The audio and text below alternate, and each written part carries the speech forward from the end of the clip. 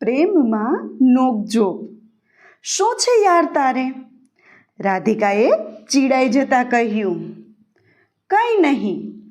જતીને વાત વાળી લીધી, જાણે કે એ ડરી ના ગયો હોય એમ. ખરેખર તો રાધિકાને દયા જ આવી ગઈ.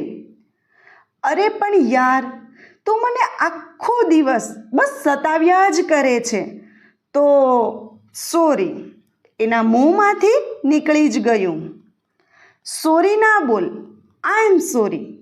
જતીને સૌરડમસ્ત રીતે કહ્યું તો રાધિકાને લાગી આવ્યું. જ્યારથી બંને મળ્યા હતા, બંને ખૂબ જ મસ્તી કરતા હતા. વાત વાતમાં જતીન એની મજાક ઉડાવતો, પણ જ્યારે બીજું કોઈ એની મજાક ઉડાવે તો એની મજાક ઉડાવતો. પણ આજે પહેલી વાર એનો આવો રડમસ ચહેરો રાધિકાએ જોયો હતો. અરે યાર, શા માટે મેં એને રોક્યો હશે? અરે એ તો બસ મસ્તીમાં જ કરતો હતો. હું પણ બહુ જ પાગલ છું.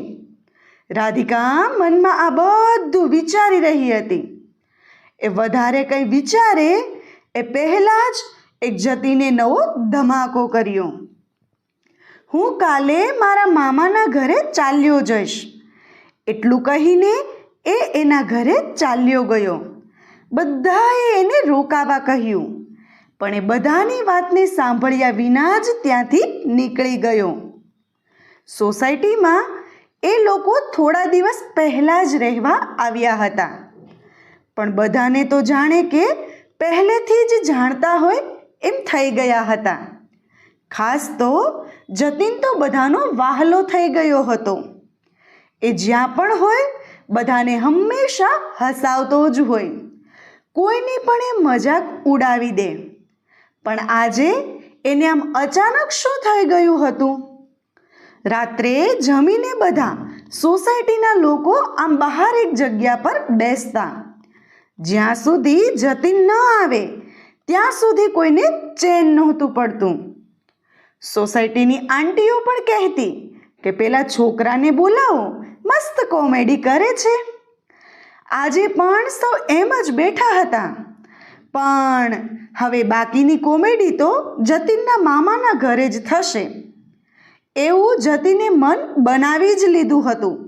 તો એને કોણ રોકી શકે? સવારમાં જ જતીનના ઘરની ડોરબેલ વાગી. ગુડ મોર્નિંગ આંટી. એક મધુર અવાજ રૂમમાં આવ્યો. થોડી વારમાં રાધિકા જતીનના રૂમમાં હતી. જતીન ત્યારે એના કપડાં એક બેગમાં પેક કરી રહ્યો હતો. આ બાજુના સોફા પર બેસી ગઈ, જાણે કે પોતાનું જ ઘર હોય. એણે બનાવટી ખાંસી ખાધી, પણ જતીને તો એની બાજુ જોયું પણ નહીં. ઓ મિસ્ટર, ક્યાં જવું છે?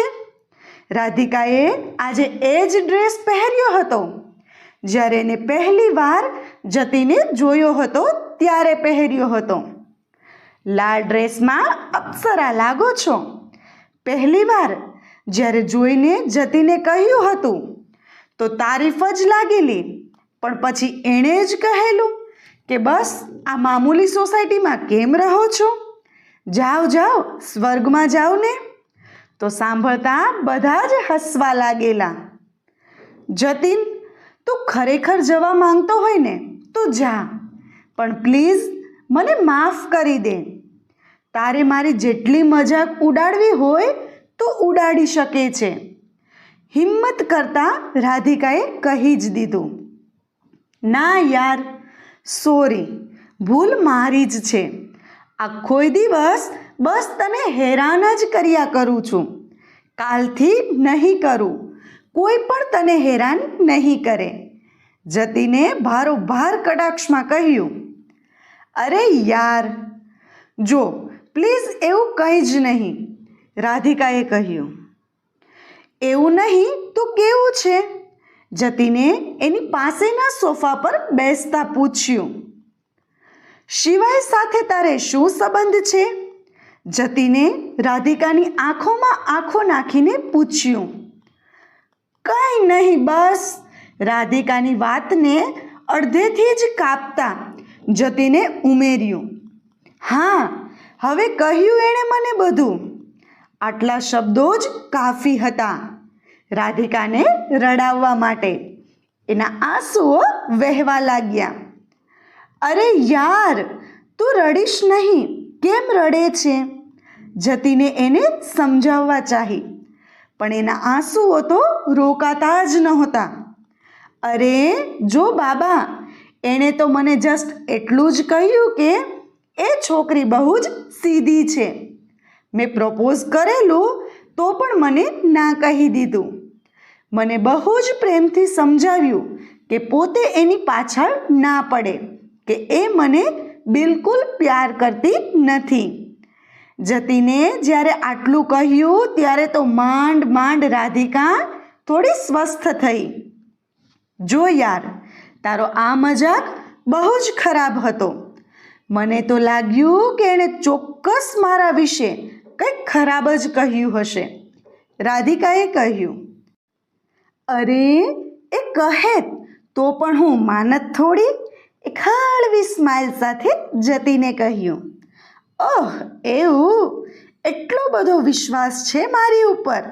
રાધિકાએ કહ્યું. હા તો સોસાયટીમાં સૌથી પહેલાં દોસ્તી આપણી જ તો થઈ હતી. હું તારી જ મજાક ઉડાવું છું, કેમ કે મને તારું નામ લેવું બહુ જ ગમે છે. મને તું બહુ જ ગમે છે. છેલ્લા વાક્ય માટે એણે એની જીભને દાંતથી દબાવી દીધી, જાણે કે જીભને આ નહીં બોલવાનું હતું, પણ બોલવા માટે સજા ના કરતો હોય. ઓહ, એવું? રાધિકા ખડખડાટ હસી પડી. ઓ મેડમ, મજાક નહીં કરતો હું કંઈ, જતીને સિરિયસ થતાં કહ્યું. તને ખબર છે, આટલું હું ક્યારેય ના રડું, પણ મને લાગ્યું કે શિવાએ તને કંઈક ખરાબ કહ્યું. રાધિકાએ કહ્યું. અને હું કોણ છું? હુ એમ આઈ ટુ યુ? જતીને પૂછ્યું. Everything. I love you, I love you Jatin. રાધિકાએ કહી જ દીધું. આઈ લવ યુ ટુ. જતીને પણ કહી દીધું. પ્લીઝ તું ના જઈશ ને? રાધિકાએ એ કહ્યું તો જતીન તો ખિલખિલાટ હસવા લાગ્યો. અરે આ કપડાં તો હું ઇસ્ત્રી કરાવવા લઈ જાઉં છું. હું તો મજાક કરતો હતો. જતીને કહ્યું. જતીને કહ્યું તો રાધિકા પણ હસી પડી.